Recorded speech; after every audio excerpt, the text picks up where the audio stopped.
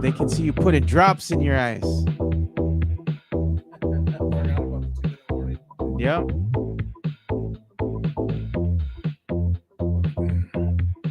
Get my Visine on, yo. Yeah, I got these little drops here. These drops are expensive, man. They're like $30 for a little bottle. Oh, really? Yeah. Dude, I got bad dry eye, man. Yeah, you got to buy these things that have like no like anything unnatural, all natural stuff in there, because if not, you're gonna mess up your eyes. These little drops, the good ones, are like $35. Oh, wow. What's up, Sam Salinas? We got some announcements to make, man, for you guys. I was looking at the numbers because there is such a thing as us looking at the data, right? Well, let's talk about this in the show. I think Yeah, it's we're the going to fast way talk point. about it, but I'm just saying, like, we're going to talk about how much you guys are loyal to us, like how many hours you've all spent watching us. And yes, you all might not know this, but you all accumulate points as you're watching us. So we're going to show the leaderboard, so to speak. That's a little tidbit here.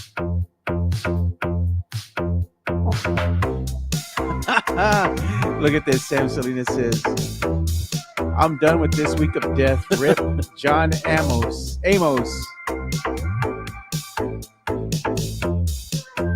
Yeah, man, it's been a rough week for celebrity deaths. We've been losing people left and right, man. That's right. Chris Christopherson. We lost the lady, what's her name? From Harry Potter. Yeah, the Dame. I was like, man.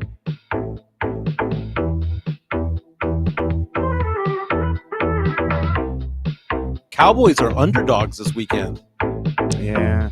And then we got some NFL football to preview because we got one that might not be too bad this week.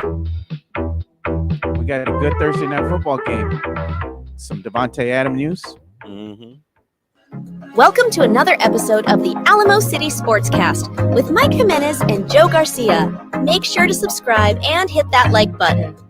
Join the discussion as we broadcast live from beautiful West San Antonio. And remember to tip your hosts as it helps the show grow. Happy Hump Day, San Antonio. My name's Mike Jimenez. That's Joe Garcia. This is the Alamo City Sportscast coming at you from the west side of San Antonio. We talk sports, pop culture, nostalgia. We're going to get into it. Apologize for being a few minutes late, but just nature of the beast when it comes to things. I'm excited, Joe, for a variety of reasons. One, I'm wearing a Saints t-shirt right now. Let me lower this so you can see the logo. There you go. The thing about it is that my sister bought me this shirt, I don't know, a year ago. Never fit. And I mentioned yesterday that I've had my lowest weigh-in of the last 2.5 years right now. So it's funny, you guys make fun of me on Twitter and you start showing old photos of myself and whatnot. But the fact of the matter is I've lost more than 20 pounds and the clothes are fitting better. One shirt size down, about 3 inches on the waist, Joe. Nice. Someone give me some props here. Now, it's not Matt Lerma because Matt Lerma is doing an amazing job with his weight loss journey. But going to go lift some weights today. I'm excited. I'm a little bit thinner. I'm about 8 pounds, 10 pounds away from being effing cute. You know, I miss hot boy summer, Joe, but hot girl summer. Yeah, but hot boy winter might be upon us. I am looking Mike. at going someplace in the Caribbean this winter. No, man, you're still pan dulce, dude. So Friday show, we're gonna have a guest host. I'll probably be on the show at some point during the show, but I was talking to Joe about what are we doing this week, and I realized I'm getting divorced, or at least getting the process going this week. Friday, I'm in court, so I completely forgot about that. So thank you for reminding me that I have a court thing. I should be out by the time the show starts, but again, we'll have a guest host, and I'm going to try to jump on in on the show. So we were talking earlier this morning, Joe, about how we have statistics on, how many subscribers we have and things like that. But did you know that we have intel on our listeners? The intel is basically who specifically is watching the show. Tell us about it, Joe. Yeah, so we keep track of like who's watching the show, and whether you guys believe it or not, you all have been accumulating points. So the leader of the board right now, or leader of the pack, should I say, is Sam Salinas. You have 495 points, and you've watched us 41.25 hours. Yeah. Your total watch time in minutes here, because this is Value in minutes, 2,475 minutes. That is 61 hours worth of watching this show. I Yeah. dig it. Look at this, Mario Cavazos. He has 353 points. Watch hours, 29.42. Total watch time, though, a value in minutes, 1,765. So today, getting over 60 hours. If that's the. I mean, this is just page one. By the way, this is how many points everybody's starting to accumulate. So we're gonna do something with these points because I knew I was gonna. I turned on this data a while back, right? Didn't even know it existed until this morning. Yeah, so I was looking at it yesterday. I said, let me take a look at this data, man. And I'm like, y'all have been accumulating these points, and what we're gonna do is we're gonna start like an email newsletter that we'll get out at the end of the week, right? Right.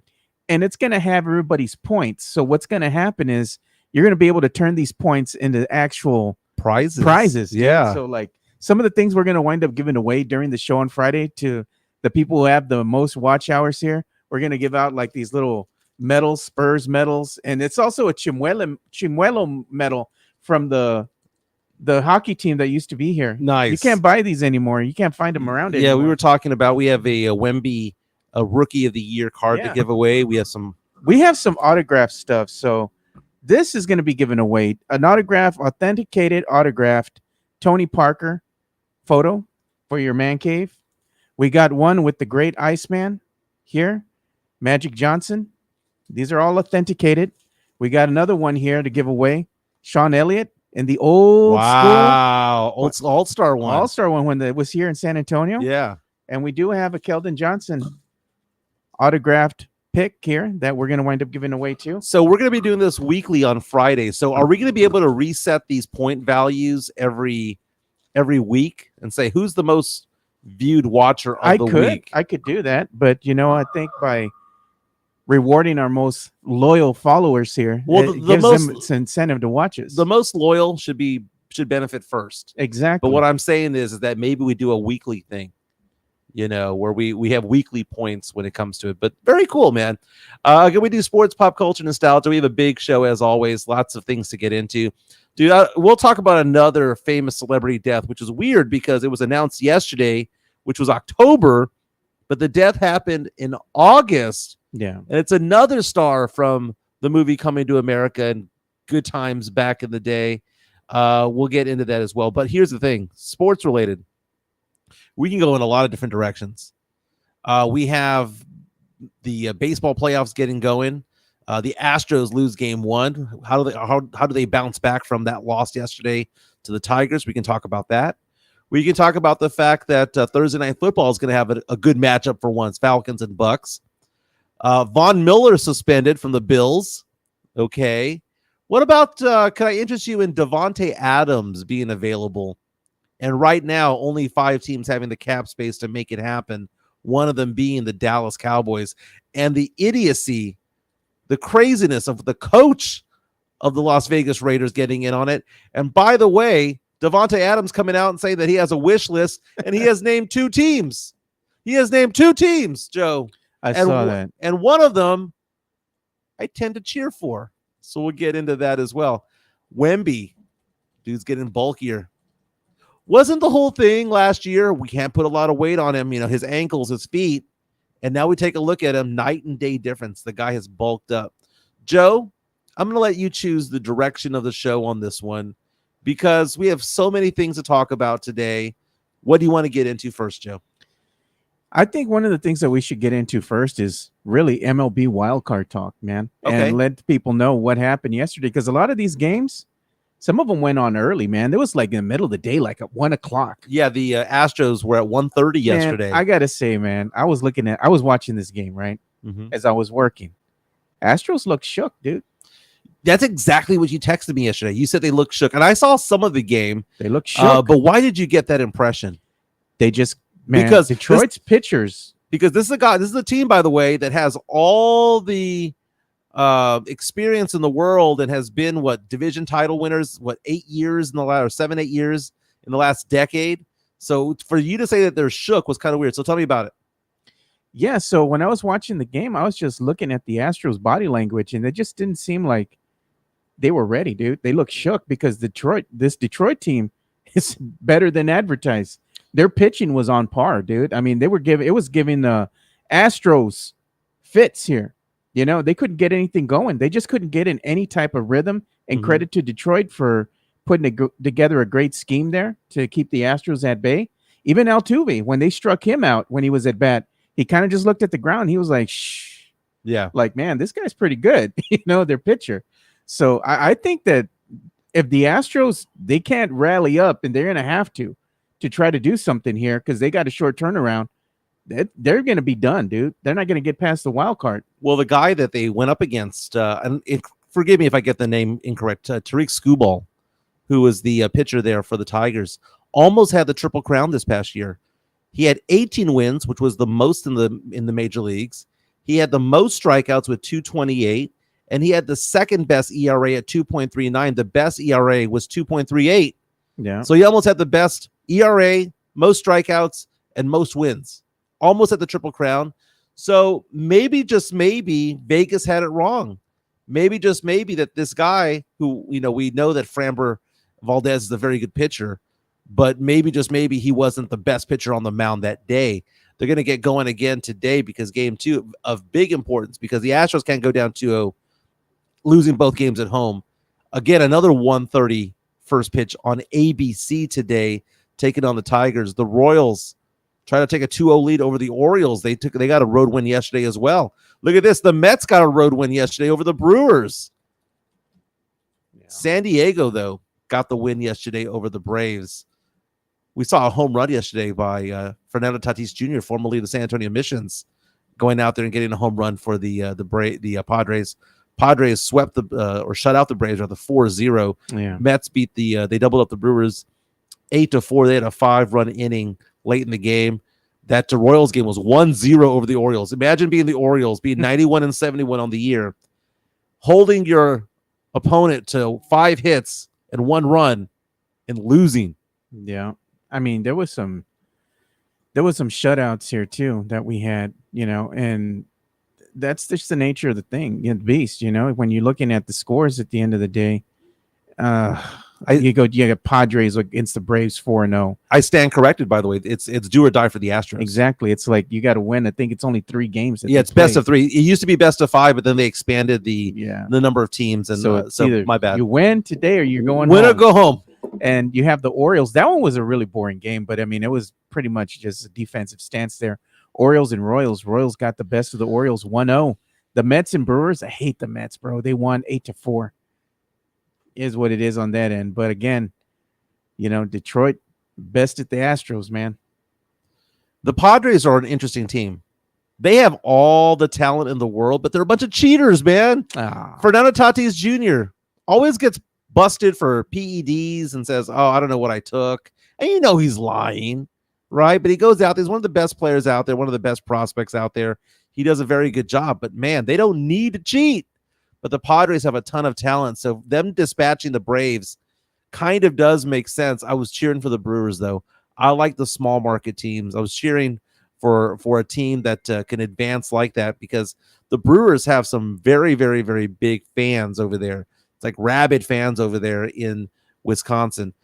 Orioles, Royals, I just like that both of those teams typically suck. I know the Royals won a World Series in the past decade, but they typically suck. The Orioles are that one team that just can't get over the hump. And they look like they were going to run away with it earlier this year, but they kind of fell back into the pack at 91-71. Still a very good season. Yeah. Again, Astros, Tigers, 1:30 first pitch from Minute Maid. Tickets as low as $26 if you're in the Houston area.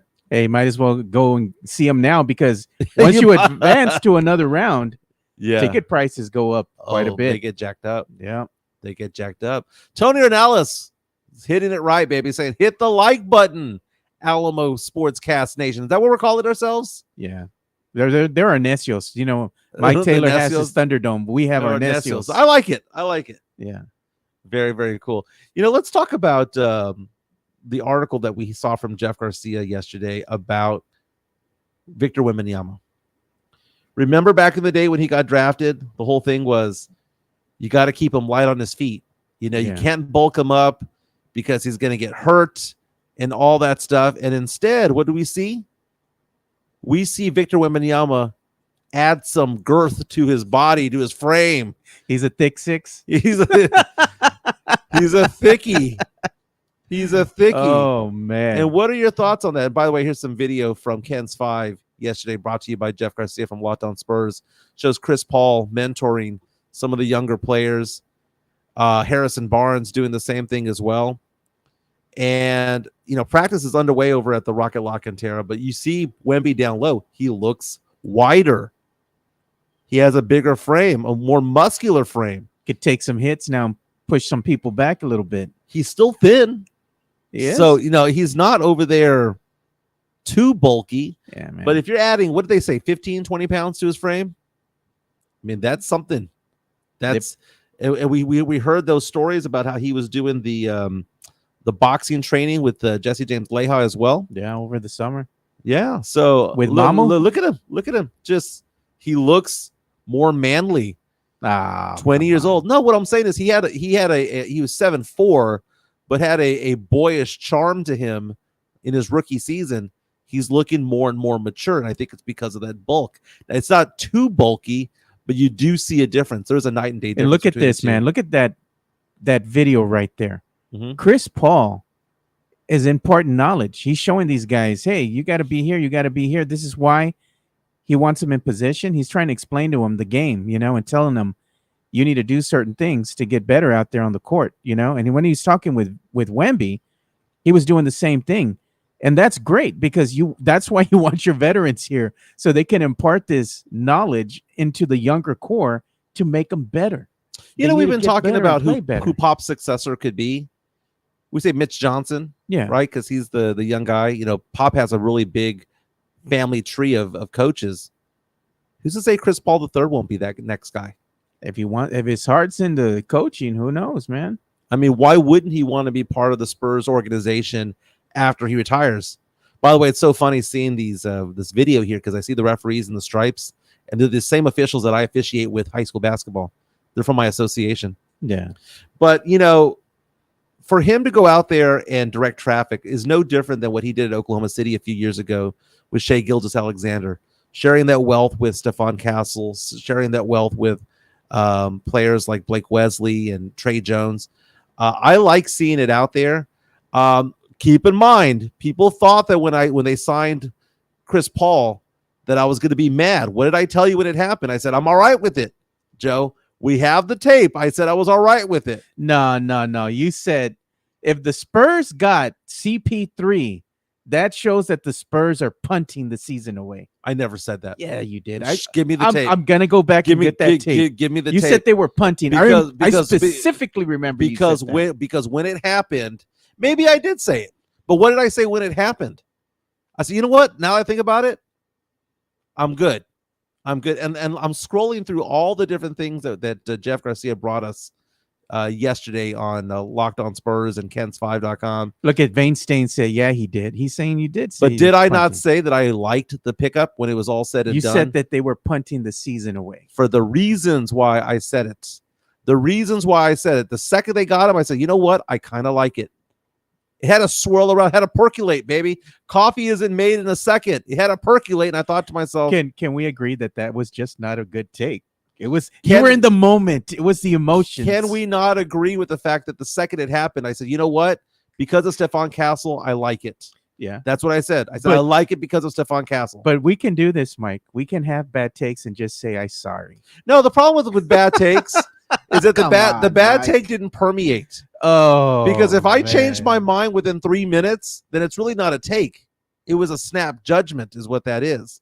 What does Mike Taylor call it back in the day on the Mike Taylor show? Knee-jerk reaction. Yeah, it was a knee-jerk reaction, but it wasn't a take, because a take is one that you stand on, and I didn't die on that hill.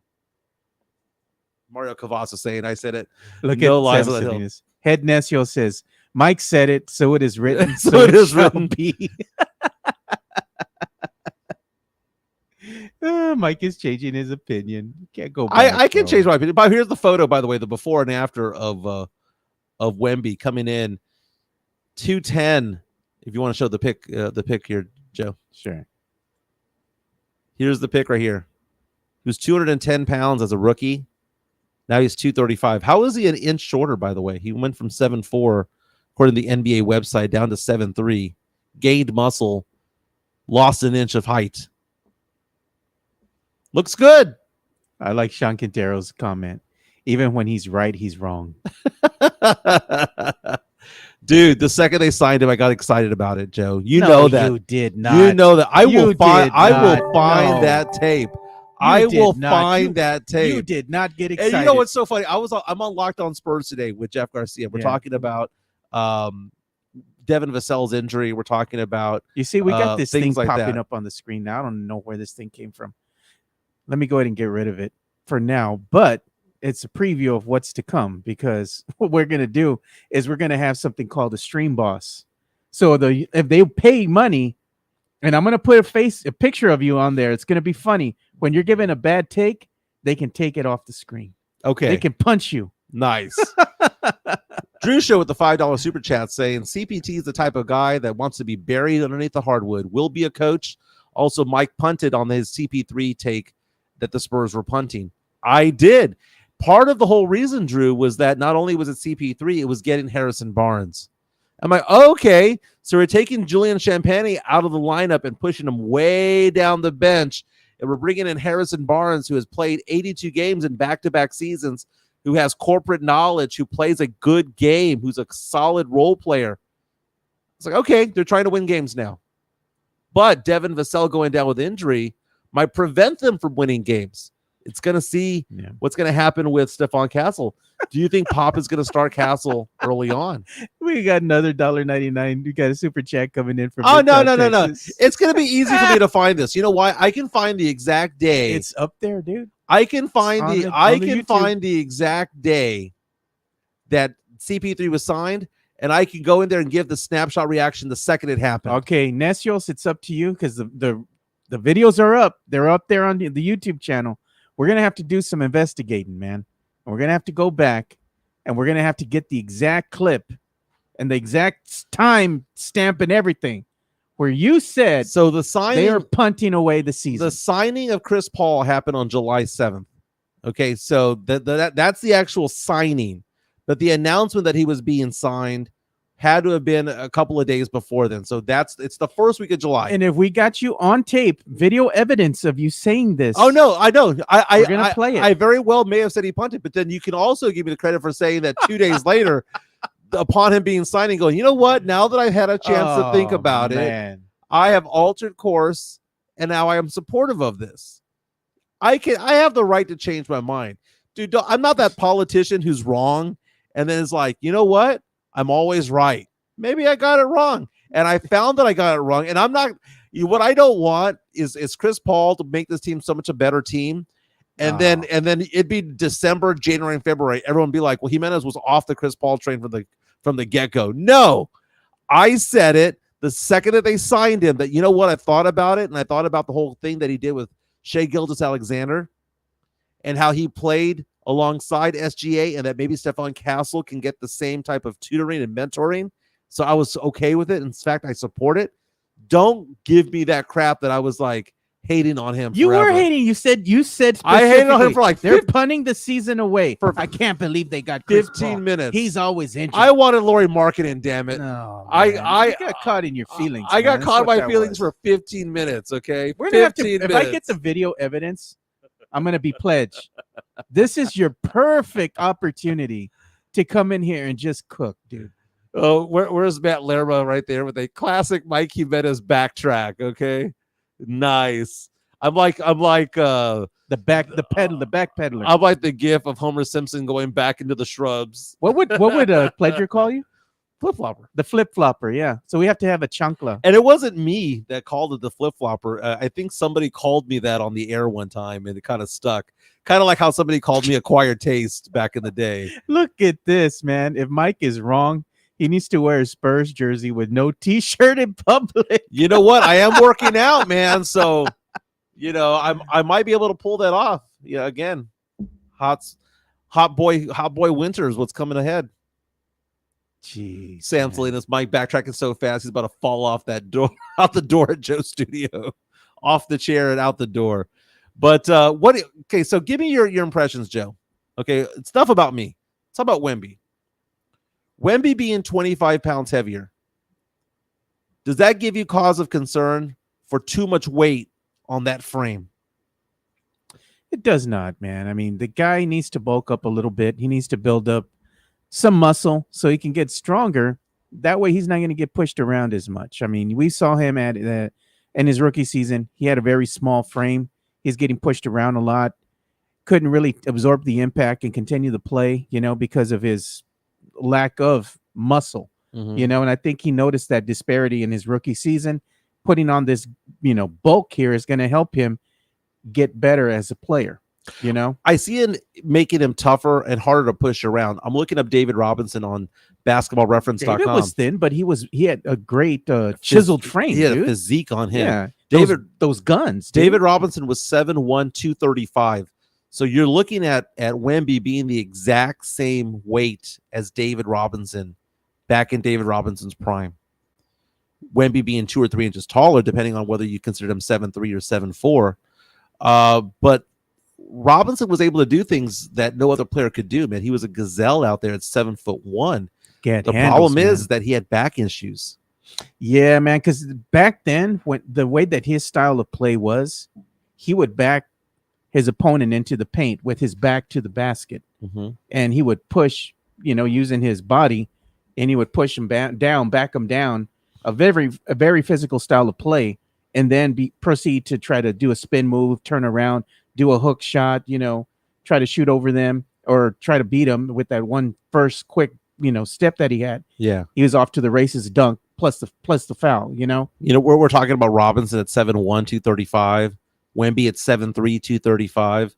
Zion Williamson is listed at 6'6", 284. You know who David Robinson was? David Robinson was a player, a big man that was ahead of his time. He kind of ushered in the era of what a big man could be and the expectations of a big man out there on the court. He was Giannis before Giannis was a thing. That's a very good point. It was David Robinson. Now, Giannis plays a forward position, doesn't play the center. Yeah. But David Robinson was the first big man with handles. And that speed, guy could run the athleticism. No one ran like David Robinson with that size ever before. Man. But now we see, you mentioned Giannis. Yeah. We see Wemby right now with handles. Whenever you try to figure out who Wemby is as a player, he's him, man. Well, he's a hybrid of certain players, man. He's part Kevin Durant. He's part David Robinson. He's part Kareem Abdul-Jabbar. He's part a lot of players, but the fact of the matter is that they're all great players. The question that I had, and people were ragging on me this past week on social media, and by the way, I was off of Twitter for better part of last week, but I did see it later on, was when I questioned whether or not Wemby was going to be dominant. Again, the word dominant basically means that you're far and above everybody in the league. That doesn't mean that you can't be the best player in the league. Wemby can be the best player in the league. Doesn't mean that he's going to be dominant. I want him to be dominant. Okay? I'm just saying that it's only a handful of players that have had that. And, it's been a while since we had a dominant player in the NBA. Any good comments coming on in? Yeah, I mean, JHNSB is saying Wemby has no KD in him. Relax. No, the KD that he has in him is the ability to have a three-point shot that's unblockable. Going straight up. He can has already very have good form. that now. As far as a mid-range jumper, there is nobody out there on the court that can stop this brother. If he just finally just made up his mind and said, you know what, come at me, triple team me, do whatever, just shoot the ball. There is no way they're going to stop you. Pick your hands up in the air, hold the ball high over your head. They ain't going to get you, man. It's an unblockable shot. When Kevin Durant was in the NBA, I'm looking at his stats right here. As a rookie, he played 80 games. Do you know what Kevin Durant's three-point shooting was at that time? What is it? 28.8%. Less than what Wemby did his first year. Now, a lot of people are going to come at me and go, okay, well, you say that you can't improve a shot because you say that about Sohan. You said his shot is broken. It's a broken shot. You look at Wemby shoot, It is not a broken shot, though. The form is there. It's like 95% done. You know what Wemby needs to do actually with his 3-point shot? He needs to shoot further away from the 3-point line because he's just so long. Yeah. That I think that's what actually clangs the ball. The trajectory is a little bit off. Yeah, when he's a little bit further away from the 3-point line, he's gonna be money, dude. The arc is a little bit more smooth or more directional. So you look at Kevin Durant. I see Kevin Durant in him. You got the body, you got the unblockable 3-point shot, you got the way the form looks just like Kevin Durant. It's gonna go in. It's not a broken shot at all. And look at this, Tavares brings up a good point. Can you be the best player in the NBA and not make the playoffs? Antonio Daniels brought that up on a Sirius XM and Sirius XM radio. He was referring to Wemby. You know what? I need to reach out to Antonio Daniels, man. I met him years ago at my church here. Mm-hmm. Him and his wife, great people, and I've kind of communicated with him, kept in contact with them. I need to get him on the show. Yeah.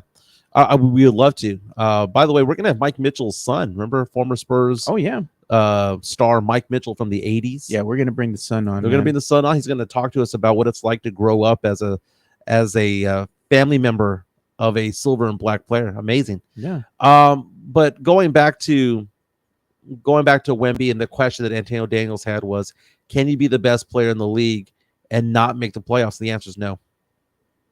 The answer is no. You can be that in football. I mean, football, you have so many different players. We see Joe Burrow. Yeah. Joe Burrow's a top 4 or 5 quarterback in the NFL easily. Playing on a bad team with a bad defense. In the NBA, you only have 5 players out there. You know, we saw what getting David Robinson did to the Spurs back in 1989. How many wins did they have the previous season before David joined? 21 to 56. That's a big jump. We saw it happen. He got drafted in 87, didn't play till 89 because of his 2-year Navy commitment.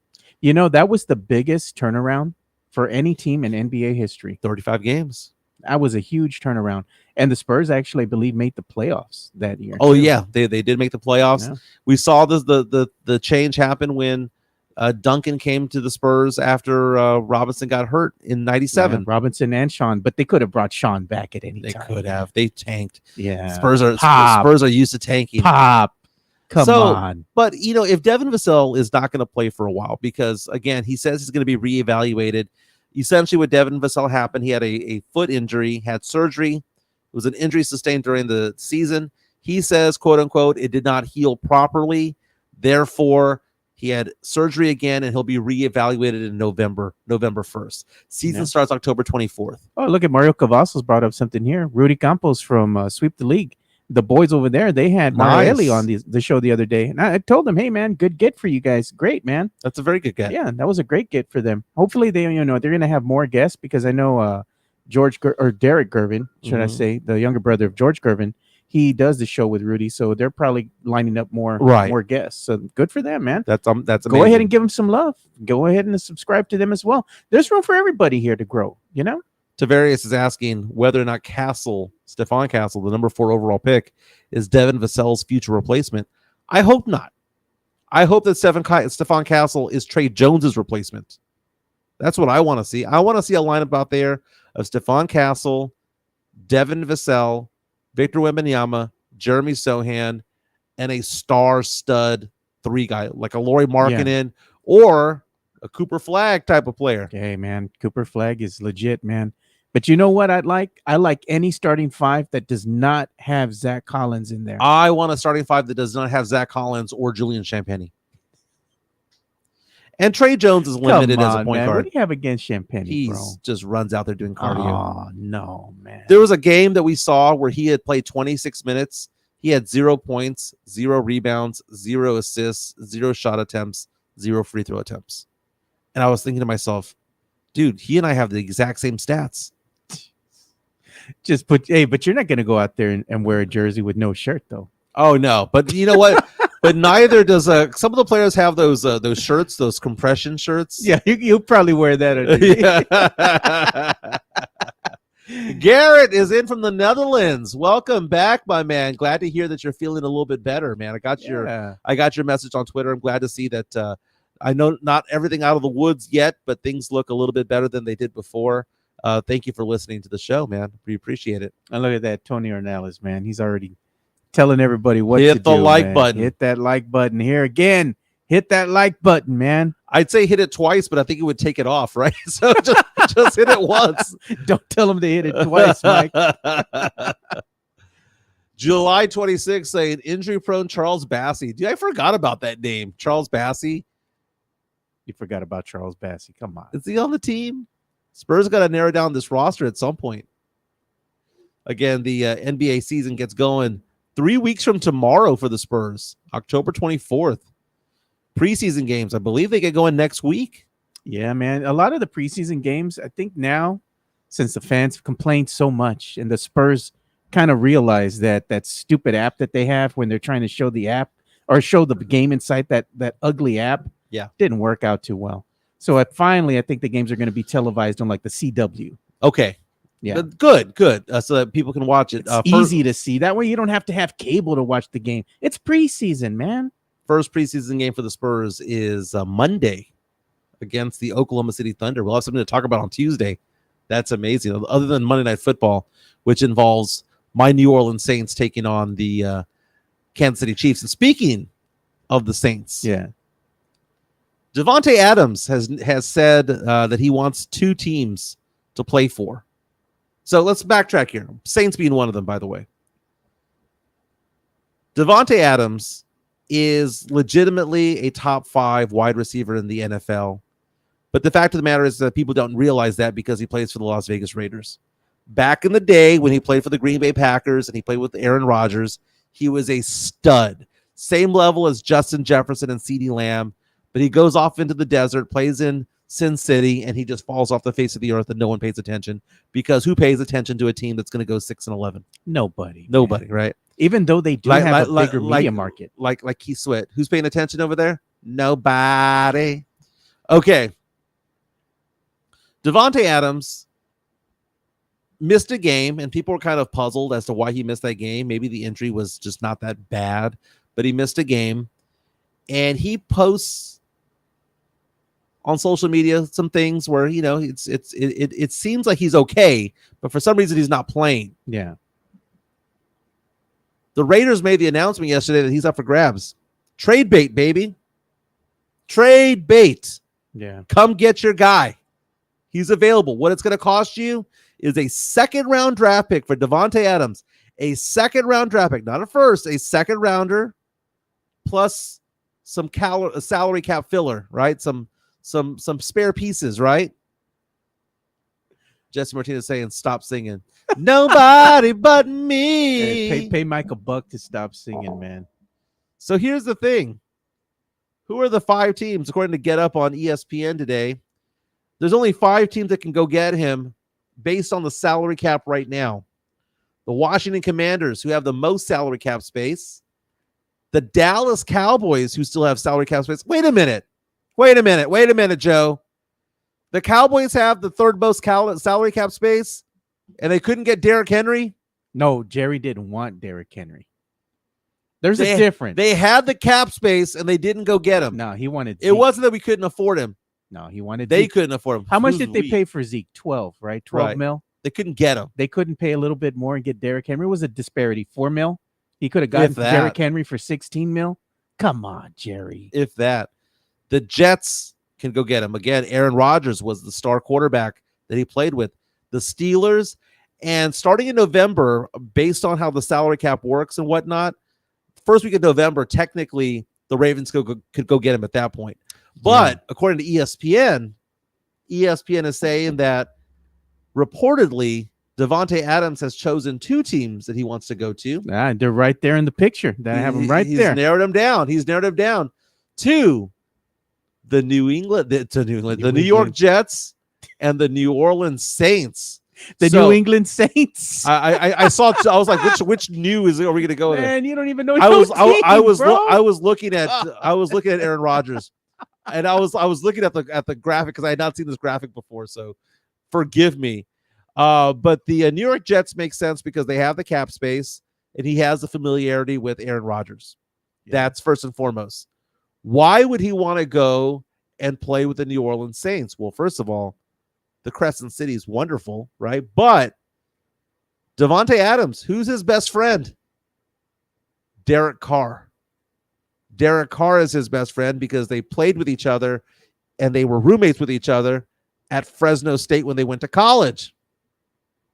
So I find this very, very interesting, especially as a New Orleans Saints fan. Yeah.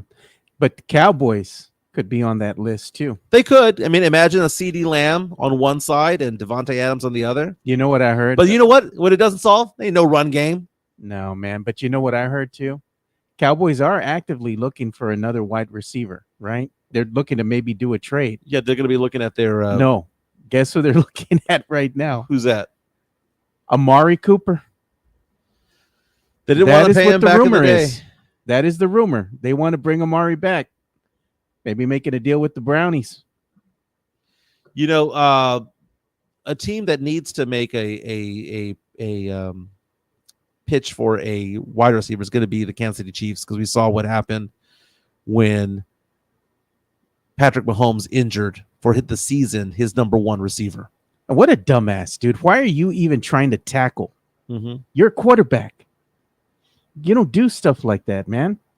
Yeah, so MSN, I'm reading right now that story about how it is possible for the Cowboys to go after Amari Cooper. Numbers could work. The numbers could work. Again, it says there would be about a $1 million cap hit if it happens. Yep. Okay. I mean, it does improve the team, but it's one of those things where there's no running game. There's no running game. And the thing is, too, I believe the Cowboys just went ahead and got another guy. I saw that earlier this morning off of the practice squad from another team that they're going to add to their current roster because of injuries and whatnot. The Davante Adams thing, the one thing I didn't touch on was the fact that ESPN and social media was reporting that Davante Adams could have played his last game with the Raiders, and people noticed that someone liked the article online. Yeah. And it happened to be his head coach. He's basically saying, bye. Yeah, don't let the door hit you on the ass on the way out. Bye. I mean, what's wrong with the player going into the front office and saying, I want to trade me? Well, right, but it didn't seem like he was doing that. He didn't say anything bad on social media. No. He didn't say anything bad to reporters. Coach got hurt, got his feelings hurt, but what's wrong with saying I want to be traded? Well, I mean, they have no quarterback play over there. Yeah, I mean, he's on a team that's going nowhere. Being a stud wide receiver on a team that does not have a good quarterback just has got to be infuriating. Maybe he'll stay if they draft Ewers. I mean, they could, but the fact of the matter is that he wants out.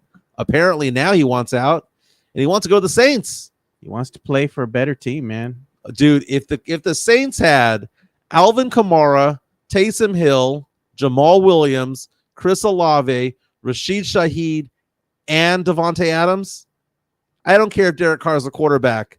He's got all the toys in the world to play with. Yeah. And that offensive line, if they're healthy. And look, man, Don't we get have me excited. Incoming super chat by the Drew Show. Thank you, Drew, for the super chat. We appreciate you, man. Got to make it rain with that $5 right here, man. Yeah. Yeah, he's saying that he wants that it would be epic for us to get Alvin Robertson on. Alvin Robertson has had a very troubled life after being an NBA star, issues with the law and stuff like that. I mean, he was one of my favorite players growing up. Yeah, but you know what? He probably want to be paid to come on the show. Yeah. That's what it is. That's the thing that people don't understand sometimes. When you reach out to certain athletes and you want to get them on your show and stuff, they don't always come on for free. True, but Alvin Robertson, arrested for sex trafficking, arrested for domestic violence multiple times. I'd rather not. Yeah, man. Violating protective orders and things like that. I'd rather not. He's an all-time legend of the Spurs.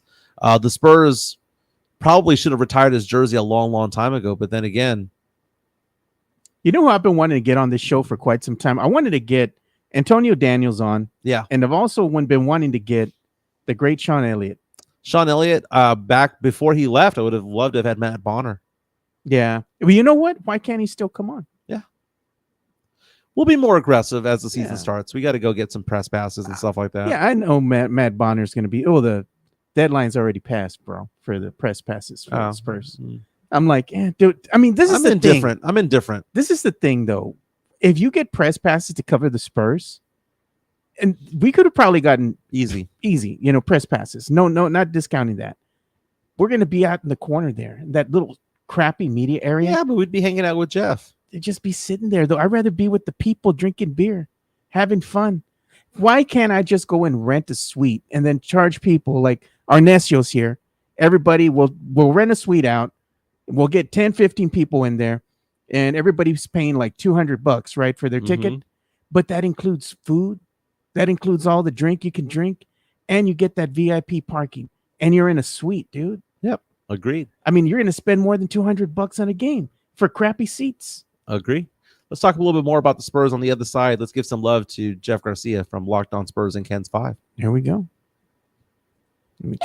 Locked On Spurs is your daily Spurs podcast, hosted by Jeff Garcia, the lead Spurs writer for Ken's 5 San Antonio. Jeff has a healthy plethora of guests all the time on the Locked On Spurs podcast. You can also follow Jeff on threads at Jeff G Ken's 5 SA. You can also follow Jeff on Twitter at Jeff G Spurs Zone. So make sure you go ahead and give Jeff a follow, not only on threads and Twitter, but also on YouTube at youtube.com/@Locked On Spurs. This is where you're going to be able to find the replay of the Locked On Spurs podcast. Make sure to like, subscribe, and share. Again, Jeff G Spurs Zone. I subscribe on Spotify. I subscribe on YouTube as well, but there's other places you can check them out. Kens5.com as well. So Jeff Garcia doing a lot of work out there talking about the Spurs. Joe's on the phone. Didn't even realize. I'm good, man. I can talk. I'm sorry, man. I was just talking. Didn't look over, and I was like, oh goodness. Yeah, I'm trying to bring our guest on right now, so I'm working on some things here. We have a guest. Yeah, we got our guest. Okay, so let's go ahead and go over some of the things that we were talking about earlier. Tony Onala is saying Devontae Adams is stupid for picking the Jets and Saints. Rodgers is old and Kamara gets injured. Do you keep saying that, man? Lay off Alvin Kamara. Don't put that in the universe. Others are saying that Derek Carr is a bad quarterback. He's not a bad quarterback. He's just average. He's just an eye quarterback. He's all right. That's about it.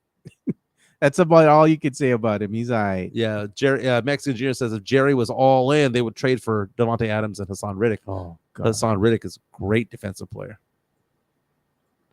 All right, man. So we're ready for the one and only guest that we got coming on right here. It is Wednesday, so you know what that means. Oh, right. It's going to be the one and only Jeff Garcia from Locked On Spurs. Locked On Spurs, Welcome baby. to the show, Jeff. And Jeff, I've been excited to try to get you on for today because I want to get your take, give us what you can about Spurs Media Day and what's happening. I mean, you're right there with the team. You're getting the videos and all that. You're putting them all up on social media. Let us know what's going on. Man, it was a pretty good day. It was a good day. Media Day. It was a lot faster than it was during Wemby's rookie season. But nevertheless, there was a positive vibes. How's that? You all saw the videos. You saw the videos by now, everybody. You, Mike. Yeah. Everybody listening right now. There was a common thread. What was it? Wins, playoffs. That was pretty much everybody was talking about wins and playoffs. I think it's a bit lofty. Playoffs? I mean, you know how much of a big jump they're going to have to make? 22 win season to what? At minimum of 42, and I'm being generous, just to get the play in. So they have lofty goals. I spoke with Sohan, and I said, hey, Jeremy, maybe, there's a little slight buzz about the Spurs, a little bit. There's a little bit of positive vibes going the Spurs way. Does that put any pressure on the team? He says no. And you know what, guys, I don't know. What do you think? This team has nothing to lose, right? They're not supposed to make the playoffs. Right. So why not just go all out? See if they can get into the postseason. I don't think they will. I think the play-in is a little bit more reachable. But, man, can they make like a 22 or more win season jump from last year? That's huge. Well, they have the talent now to make a run at something. They didn't have the talent before. You had a Harrison Barnes to it. You had a Stephon Castle and a CP3. The talent is a lot better than it has been before. And I'm looking right now at BetMGM right now, Jeff. Yeah. They have the over-under set at 35.5 wins, which would be it came down one. Which would be an improvement from last year still. Mm-hmm. The maybe going down one could be because of Devin Vassell's injury. Yeah. But when it comes to making the playoffs, the odds are almost 4-1. It's plus 375 if you want to bet on them making the playoffs. If you want to bet on the Spurs winning the division, can I interest you in a 33-1 odds? You bet $100. Who's in the division again? The Rockets, the Mavericks, Timberwolves, and the T-Wolves. If you think the Spurs are going to finish first out of those, not first in the conference, just in their little division, 33-1 odds. You bet $100. What you walking away pass. with? What you walking away with on $100 bet? $3,000, $3,000, $330, $300 plus your $100 back. That'll work, but that ain't gonna happen. Dallas, Houston, New Orleans, just in the division itself. So yeah, it likely won't happen. But outside of that, I asked Chris Paul during the conference call or the chat. Hey, you saw from the outside in. What do you think one thing the Spurs needs? And he joked with me at first. He said, well, that's Pop's business, not mine. But, he did give an answer. He did say that he thinks his team needs calmness. That's what he told me. He said calmness. He tells me that he was well aware of the Spurs, that he was watching them, that he was watching film on them, obviously, playing against them. But he said that he noticed the Spurs' struggles in tight games. He feels he can bring a calmness to the court. So other than that, it was pretty cool. I got a chance to talk to Blake Wesley exclusively one-on-one. It's up on Locked On Spurs right now. I asked him, hey, you're aware of that. There's a logjam right now at the point guard spot. I mentioned some names, Trey Jones, CP3, Castle. He obviously he's going to give the right answer, but he just said all he could do at this point is just play his game. But he did say he did focus more on defense. He did tell me that he added more weight to his frame. He even joked that he remembers when he had hair coming into the NBA before he chopped it off. But if you want to check out that interview, it's up right now, Locked On Spurs on YouTube. It's pretty good. It's just a segment. And, the Spurs not going to let me sit with him for 30-something minutes, but at least you'll get a good 4 to 6 minutes chat with Wesley. And he even talks about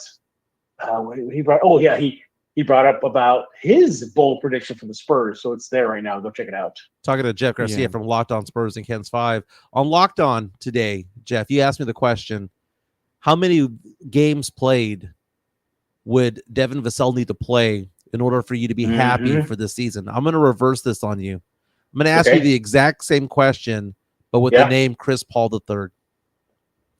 Wait, say that again? I'm sorry, I got lost. Same question for you that you asked me about Devin Vassell for Chris Paul. Okay, gotcha. Because the last few seasons, here's what Chris Paul has played because of various injuries.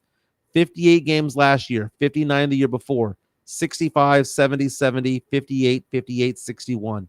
He tends to miss about 20 games per year. What's the number of games that you want to see from Chris Paul this year?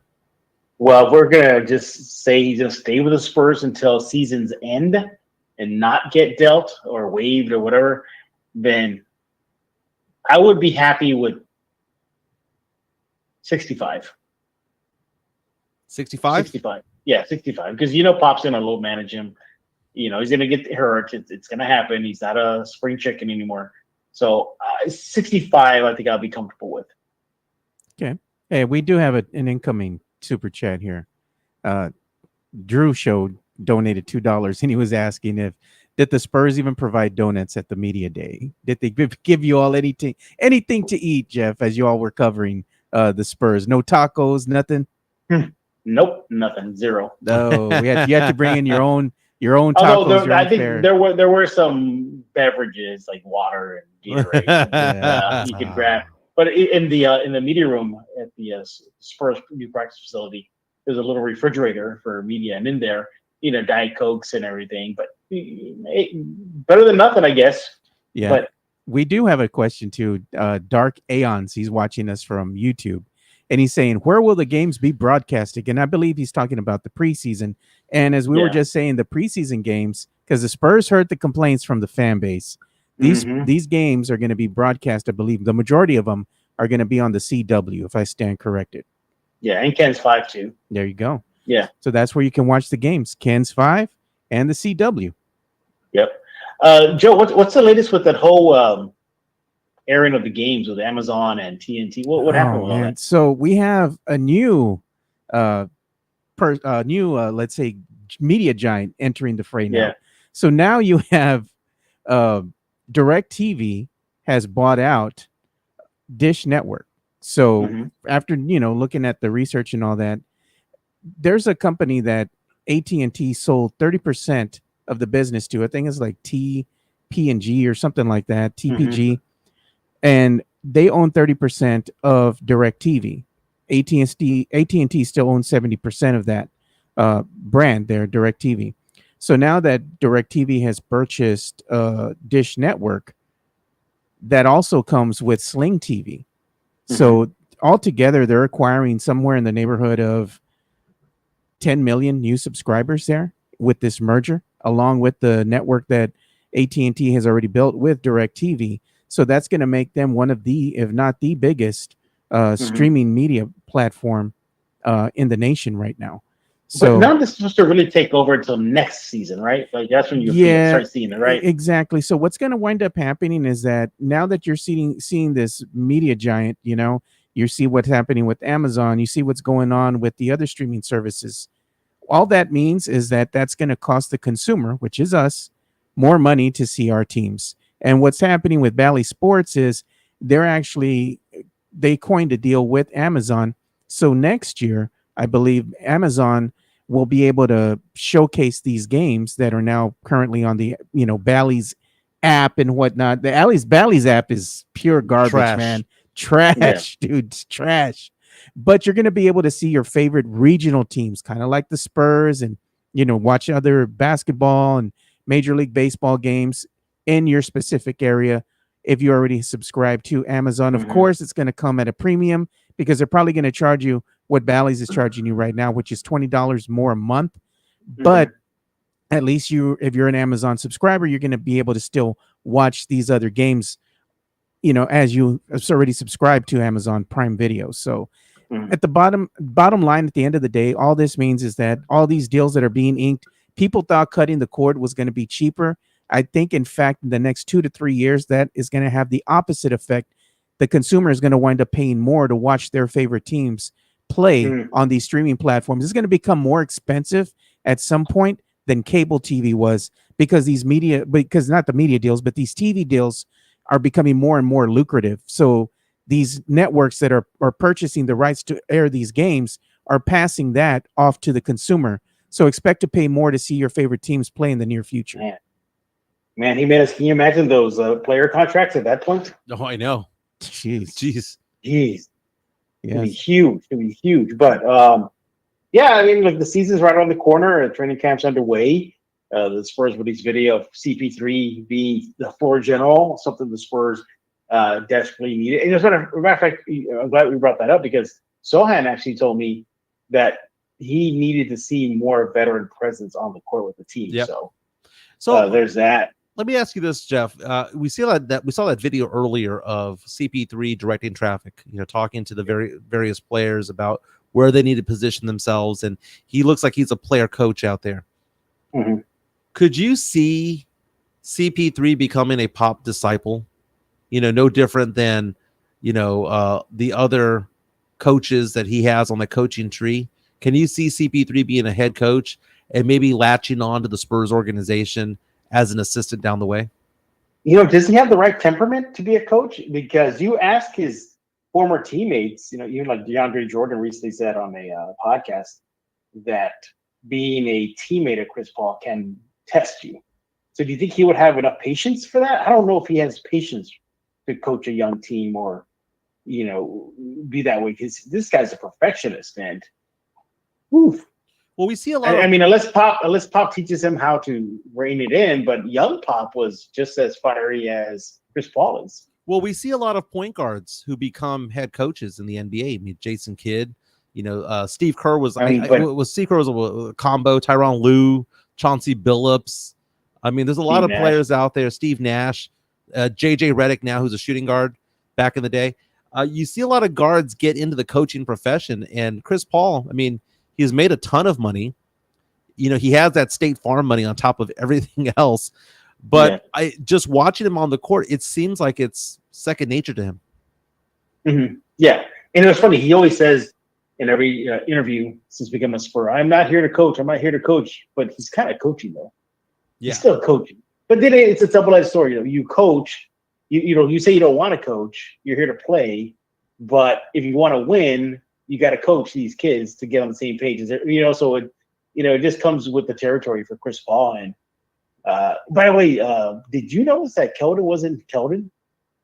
Like he looked kind of down or something during the press conference. Is that just me? He was mean mugging a little bit. Yeah, he's probably mad because they probably told him to behave himself because he's probably irritated that he had to give up his number 3. Yeah, he only smiled a lot when he was taking the photos. Yeah, and he looked irritated, dude. Yeah, I don't know. Maybe because remember we got him on video saying that he was keeping number 3, no doubt, very firm, very positive. Nah, Coach Pop said otherwise, man. You think they took it from him? They told him, "Hey, give it up right now." Coach Pop pulled a soprano and told him, "Look, man, this is what's going to happen. You getting the number 0. CP3 is taking number 3. Here's some cash considerations. Yeah, get out of my face." Yeah, I'm looking at New York. I'm looking at the New York Times and the Athletic with a headline today that says, "Why Spurs Chris Paul and Greg Popovich are a perfect match in San Antonio," and it shows them hugging back in the day. Yeah, we shall see.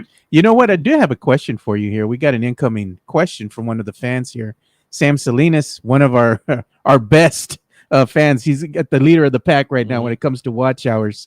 He's asking you, Jeff. Jeff. Oh, me? Okay. He says, have the Spurs made any announcement on Bill Land's replacement? No, and your fan there, he's like the 4th or 5th person who asked me the question. I think Weiss has the inside track. Yeah. It's got to be. It's just logical. There's others out there that I can't mention right now, but I think Weiss has it. I think it's his to lose. Yeah, it has to be, right? It has to be. He's probably been there for quite some time, so yeah, it's only natural that they would give him the nod. I can say this, but I'm not going to give too much away. That the Spurs did reach out to a national TV voice and did not follow up with that person. So I'll leave it at that. No. So, yeah. And we have another question for you, Jeff. Midtown Texas here, another one of our most avid listeners here. He's asking, Jeff, why does Mike lie? Because he was backpedaling again. You missed the flip-flopper in action. Dude. Okay. He said, Jeff, he said, and we have it on tape. I'm going to get the clip. He said the Spurs get Chris Paul. They are punting the season away. And now he's backpedaling on that. So first of don't all, let him off the hook, Jeff. Let me backtrack here. a little bit. Okay, it's not a backpedal; it's a backtrack. No, Jeff. It's still a backpedal. Jeff, here's what happened. What happened was, I said that. I more than likely said that. I probably did say that. If everyone says that I said that, fine, I did, right? But I said 24 hours later that I was actually happy that the Spurs were getting Chris Paul because I had to think about it a little bit. That's backtracking. That's punting. That's punting. Well, no, that's having it percolate. To me, having a take and back Lord. And flip-flopping is flip-flopping, months later down the road. Like suddenly I changed my mind in January when the Spurs are 15-12. I'm changing my mind by then. I changed my mind within a business day. Okay. So that is not flip-flopping. That's just me going, you know what? I thought about it, changed my mind. Joe, remember this. So whenever you need to fix your takes, you could just use the Michael Jimenez way. Yeah. Just say, no, it's within a 24-hour period. I'm not backpedaling, I'm backtracking. So, Joe, put that in your pocket, man. I know. It's what I said. I'm going to get the tape. I'm going to get the clip, right? And after I get the clip, I'm going to go ahead and tell Pledger, you're going to have to come in here and you have to cook your boy, man, because we got it on tape. And then Mike's not going to even say he's sorry. He's going to be like, he's going to double down on that horror tape. Mike's been doing this since his former ESPN SA days. So what's new? I love it when Pledge comes and cooks Mike and he calls him, you moron. And then he gets all animated. He got all mad. Today, on today's Lockdown Sports, which is with Jimenez, Jimenez asked me, like, man, Jeff, you're always saying stuff that's not true about me. And I go, but it brings you views to your show, right? And he goes, well, yes, but No, I said, does it? Is Jeff hurting your feelings? They said like, does it? Like, Hey, does it? Like, there's some cracks in does the it? dam, Jeff. I think you're hurting Mike's feelings. I'm in my feels right now. You know, Talking to Why Jeff you in your Garcia. feels, dude? That's not like you. I'm You're just- you're an '80s baby. Well, You have thick skin. I'm gonna get in my feels in a minute because we're gonna talk pop culture Yeah. and some passings. Have we given love yet to MCS? no, we haven't yet, but we do have a $5 super chat that I gotta Yeah. say here. Yeah, Drew Show says, as the CW Ken's 5, as a resident of Montgomery County, Texas, that he has to pay hundreds of dollars a year for sports streaming, mostly for the Spurs. Feels like he's screwed again because CW35 is a local thing. Local channel, yeah, man. Well, Joe, you know the other quote unquote ways. Oh yeah, So, to watch. Joe, look at Mario Cavazos came in with the win. Crack streamers necios or Stream East necios. That's what you all should be putting in there, man. If you know, you know. You know who else uses Stream East? LeBron James. They've already caught him on tape. Yeah, they caught him Yeah, already. man, they caught him. So let's go ahead and give some love to MCS General Contracting. We already gave you some love, Jeff, and we plugged Locked On Spurs. So you know what? Good. Before we go to MCS General Contracting, again, you want to go ahead and listen to one of the best Spurs podcast around. Been going on for quite some time. Make sure you subscribe to Locked On Spurs for your daily Spurs content, as Jeff is back to 5 days a week. So if you want to know anything about the San Antonio Spurs, Jeff's your guy. Yes, sir. Yes, sir. All right, let's give some love. to MCS John General Contracting, more than 30 years of combined experience in concrete placement. They are the best in the business, honest pricing, high quality work. They get going on house foundations, driveways, concrete patio decks. If you want to extend the deck, extend the driveway. If you're a business and you need to put together a slab, a parking lot, or other concrete placement services or sidewalks, reach out to MCS General Contracting at 210-774-9155. They're confident in their skills, so give Chris Leha over at MCS General Contracting a call at 210-774-9155. And thank you for being a sponsor of this show. that Diamond Hard Concrete. Thank you so much to Chris Leha and all the fellas out there. Again, I'm a client. They did a fantastic job. Talking to Jeff Garcia from Locked On Spurs and Ken's 5. While we have MCS's phone number up there, 774-9155. Again, you need a patio, swimming pool, pickleball court, slab.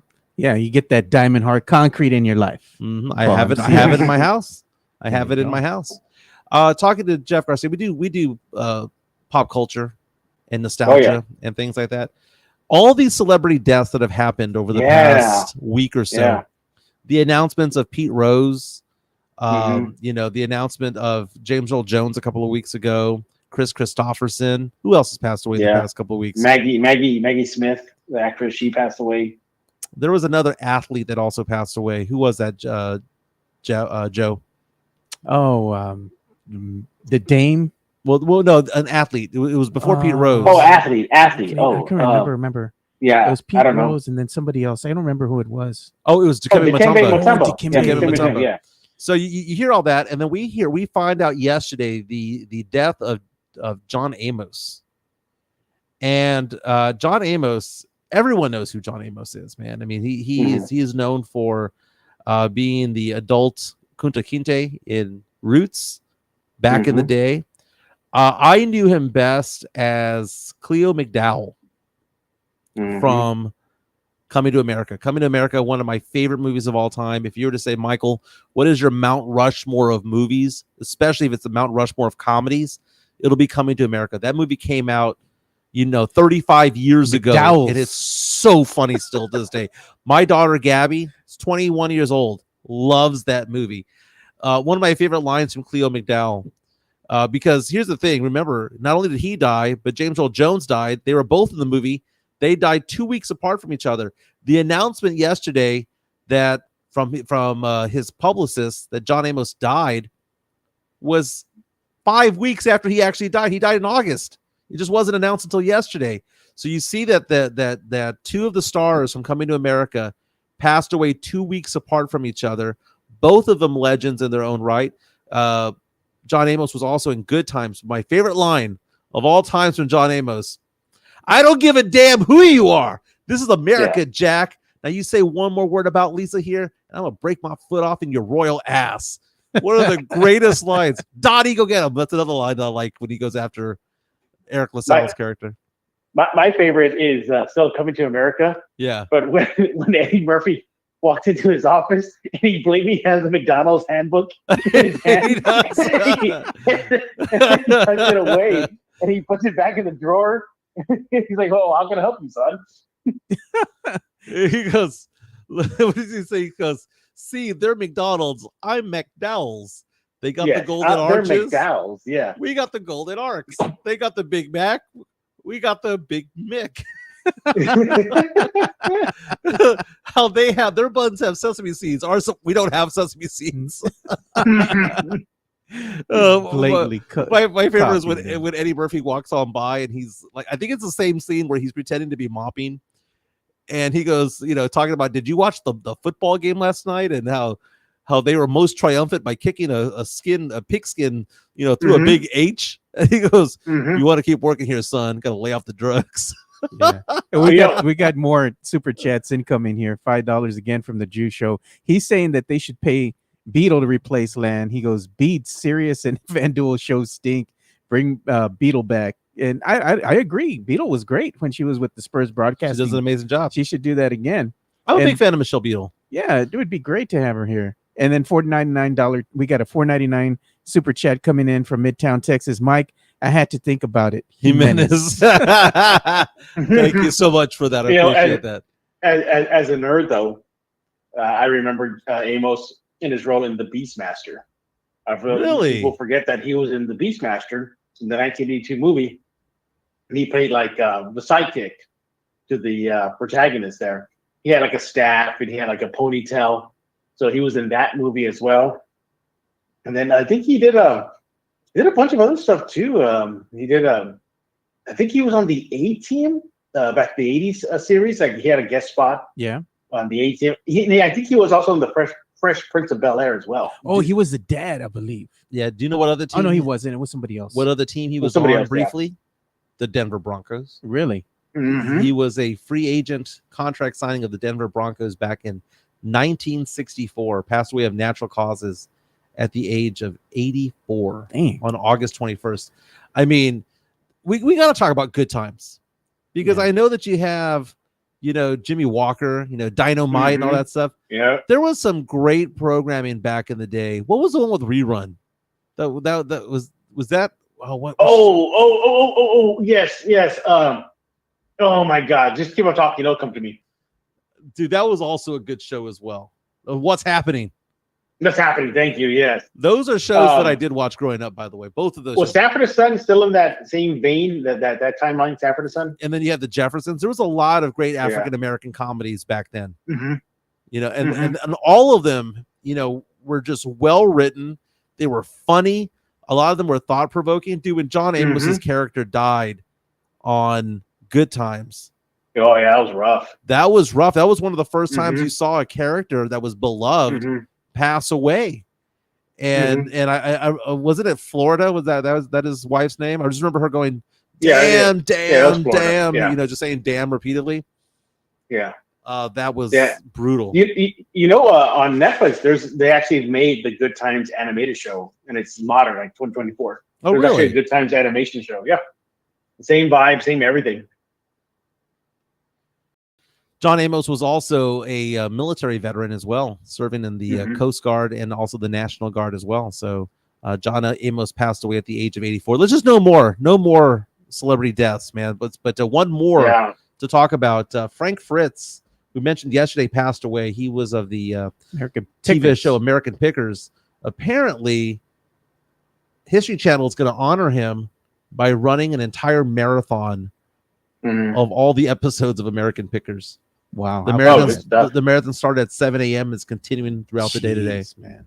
And they're going to add a memoriam, in memoriam image every hour to remember Frank Fritz. He passed away at the age of 60. One of the things that we didn't know was the fact that he had a stroke a couple of years ago. We didn't know until last night that his partner on American Pickers, what was his name? Mike Wolf. was at his side when he passed away in the hospital. Along with the out. family. Yeah. Dang. Yeah, man, it was rough. Hey, we had another 99 super chat I got to get to here from Jason Garcia, joining us from Portland, Oregon. He says, we need a good mic roast. He says, Bigfoot approves. You know what? In comes Pledger. You know what? We talk about 1,000. We never had our party for the 1,000 subscriber. Let's just make it a roast. The party is going to be a roast. Nah, I don't know about that. It's gonna go south quick, dude. Once I punch my ticket, I want Jimenez there so I can cook him one last time. Before I go, I gotta cook you one more time, Jimenez. You know what Jeff is gonna do? He's gonna have a plate, right? A silver platter that you're always giving him crap about, and he's gonna have it covered. And when it's time for him to roast you, he's gonna pull the cover off the platter. He's going to be giving you the middle finger while it's roasting. Here's your steak. That is funny. Well, fellas, I'm going to have to call it a day because I got to get back to the office. Speaking of which, if you want to show me some love, Joe. Yeah. Oh, I want to show the picture, but no, man, I sent you a new photo, dude. You know what? We're going to show the picture today. Don't show that photo from 30 pounds ago. Yeah, we're going to show Come on, photo, man. There you go, man. Hey, Jeff, I'm wearing a t-shirt today that I could never fit in. What's the t-shirt? What is it? It's a New Orleans Saints t-shirt. Of course. Anyway, my number right there is 210-508-0369, 210-508-0369. If you have any need for financial services such as retirement accounts, investment accounts, insurances like life, long-term care, disability. I also have people on my team that do auto insurance and homeowners insurance as well. So if you need help with that, I can get you in contact with people who broker that out and shop out for the best rates. Give me a call, 210-508-0369, 210-508-0369. Joe, Jeff, thank you so much for everything. Jeff, again, I'll be on Locked On Spurs today. Is it already up? It's about to be up in 1 minute, so check it out. Jimenez is on there. Joe, by the way, I did not have tech issues. It was Jimenez. Yeah, I had tech issues. My internet went out yesterday for about an hour and a half. Wow. We tried. We had a schedule for like noon, and then we jumped on and we started recording. And I thought it was me because it's just my luck. And I said, and we stopped. I said, Jimenez, I think something's wrong with your end. And he got off. We tried in. He tried his cell phone and everything. And then about 12:45, Jimenez calls me or texts me. He says, you know what? My internet's out. You know what we're gonna do? We're gonna do. I'm gonna send you this picture of Mike, right? So if he has tech issues again, you could just use that picture that he hates. Oh, and then we'll just have that so you can cook him. Put that as avatar, right? When you're doing Locked On Spurs. I don't even know where that photo's from. You're like, I sent it to you. I never sent you that photo. And what I'm going to do, every time Mike is late, I'm going to go ahead and just have that picture instead of the Mike video. Was late today? Yeah, he was late today. So every time he's late, we're just going to put that picture on there. That'll learn him. That'll learn him. All right. Well, thank you so much, Jeff, for joining us. We appreciate you. Go and check out the new episode of Locked On Spurs and follow Jeff on the X at Jeff G Spurs Zone. Thanks, Jeff. We'll talk to you later, man. All right, man. Later, guys. Yep, later. Thank you, brother. Again, Devontae Adams is looking for a home, and apparently he wants to go to my Saints. Let's see if my team can make that happen. And I'm looking at an article right now about some guy who won an auction for a Taylor Swift autographed guitar, spent thousands of dollars just to destroy it. That could have been donated to charity. That could have been given to a church. That could have been given to an animal shelter. Instead, he said it was a joke because I hated the fact that she endorsed Kamala Harris. So he's going to spend that much money, thousands of dollars, to take a hammer to an autographed guitar. That's dumb, dude. Go F yourself. Not you. He could have just given all that money, like you said, to anybody in need, as far as like food banks, the homeless, something, even kids. Like, he thinks it's funny. It makes him look like a moron. That's a jackass, dude. It makes him look like an idiot. He can do whatever he wants. He can. Yeah, he can. But guess what? We can also say that he looks like an asshole. That too. Dollar. All right, fellas, we'll be back tomorrow. Tomorrow we'll be talking about Thursday night football. We'll see if the Astros still stay in the playoffs. It's do or die for the Astros today. It's a 1:30 first pitch on ABC against the Detroit Tigers. Best of 3. They lost game 1 yesterday, 3-1. Let's see if they can bounce back today. We'll talk about it tomorrow. Everyone, hit the like button on the way out. See ya.